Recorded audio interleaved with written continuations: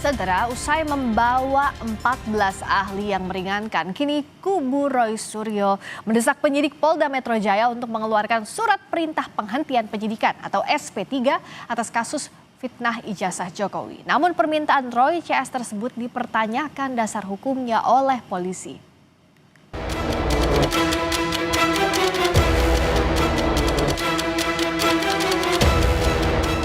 Pak Ugro, ini nggak bisa, kalau nggak ini berarti cacat gitu loh. Nah, apakah Polri mau disebut cacat?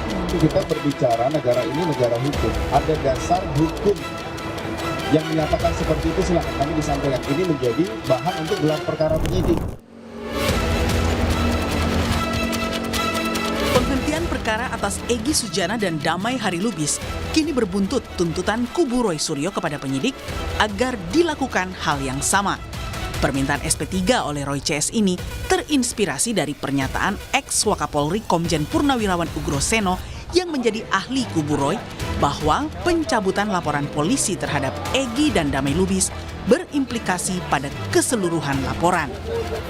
Itu ada 8 nama tadinya ya, mulai dari Egy Sujana, Roy Suryo, Damai Lubis, bla bla bla bla bla bla sampai Pak Rustam ya kan. Nah, kalau dicabut kan nggak bisa dicuplai gitu aja. Gitu loh. Harus semuanya digugurkan, apalagi katanya SP3, suratnya udah dicabut. Jadi kata Pak Ugro, ini nggak bisa, kalau enggak ini berarti cacat gitu loh. Nah, apakah Polri mau disebut cacat? Nah, itulah makanya tadi kemudian kita memberikan surat kepada Irwasum untuk menindaklanjuti berdasarkan saran atau advice dari Pak Ugro, juga terhadap kemarin ada keterangan ahli yang disampaikan dari Prof. Din Samsudin. Menanggapi permintaan SP3 kubu Roy, Kabid Humas Polda Metro Jaya Kombes Budi Hermanto justru balik mempertanyakan apa dasar hukum yang digunakan Roy CS. Budi menambahkan, jika ada aturan hukumnya, maka pihaknya akan menguji di gelar perkara penyidik. Alasan itu dengan argumen kita berbicara negara ini negara hukum, ada dasar hukum yang menyatakan seperti itu, silakan kami disampaikan. Ini menjadi bahan untuk gelar perkara penyidik. Benar kan? Di sisi lain, Jokowi selaku pelapor kembali tegaskan tak mau mencampur adukan proses hukum kasus ijazah dengan pemberian maaf untuk para tersangka. Jokowi bilang dirinya tetap ingin kasus tudingan ijazah palsu miliknya sampai ke persidangan. Gak ada masalah, memaafkan kan urusan pribadi, urusan hukum kan lain. Misal mereka datang seperti Egy Sujana ke kediaman seperti apa Pak? Kan misal. Kalau untuk proses hukum tetap jalan ya Pak? Tetap. Nah, kemarin kan kita diperiksa lagi, ada pemeriksaan tambahan itu. Keseriusan Jokowi agar laporannya bisa sampai ke pengadilan dibuktikan dengan kedatangannya ke Mapolresta Solo untuk melengkapi berkas yang diminta Kejaksaan Tinggi DKI.